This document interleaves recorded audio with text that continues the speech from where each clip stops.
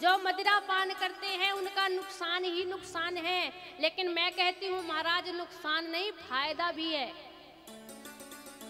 और गारंटी के साथ कहती हूँ कि पीने में फायदा है। अगर आप कहे तो बताऊं?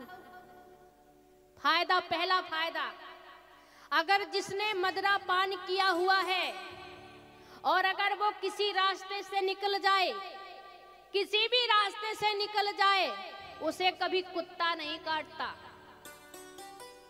विचार करना, कभी कुत्ता नहीं काटता। विचार करेंगे यदि इसे क्या काटना है, मेरा ही भाई है। अगर वो गिर जाए, बेहोश हो जाए, तो जीभ लगा के चाट जरूर लेगा, लेकिन काटेगा नहीं। बोलिए भक्तवत्सल भगवान की जय। है फायदा की नहीं? अगर आप लोग निकल जाओ महाराज, कुत्ते से डर से निकलोगे। दूसरा फायदा बताऊं? दूसरा फायदा यह है, जो मदिरा पान करते हैं कि महाराज उनका बुढ़ापा नहीं आता। बुढ़ापा नहीं आता उनका, गारंटी है। क्योंकि पी के गुर्दा भ्रष्ट हो जाएंगे महाराज। बुढ़ापे के पहले ही सीताराम हो जाएंगे। जब बुढ़ापे के पहले ही चला जाना है तो बुढ़ापा क्या आएगा। और तीसरी बात, एक बड़ी अच्छी बात है, उनके घर में कभी चोरी नहीं होती है।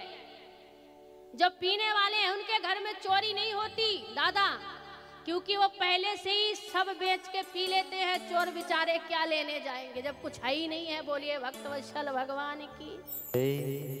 अच्छा, एक ने मदिरा पान किया, मदहोश तो हो ही जाना होता है। अब वो पी कर के आया। अब उसने सोचा बाहर एक भैंस बंधी थी, भैया बाहर एक भैंस बंधी थी, और शराब के नशे में आया। अब उसने सोचा कि हमारी जो है पत्नी है। जैसे ही देखा कि ये गुड़िया की मम्मी है, अब भैंस के ऊपर हाथ रख के कहने लगा, अरे गुड़िया की मम्मी। अब वो मम्मी हो तो बोले, हाथ लगाया, गुड़िया की मम्मी, रोज तो तू 2 चोटी करती थी, आज तो एक ही की है। अंदर से गुड़िया की मम्मी आई, क्या बात है? बोले गुड़िया की मम्मी, आज तो तने एक ही चोटी की है। गुड़िया की मम्मी कहने लगी, स्वामी जी मैं नहीं हुई तो भैंस है, लेकिन मदिरा का जो नशा होता है महाराज अच्छों को खराब कर देता है। बोलिए भक्तवत्सल भगवान की जय। और कहते हैं वो नशा छोड़ के महाराज ऐसा नशा करो ना जो जीवन भर जिसका नशा ही ना उतरे।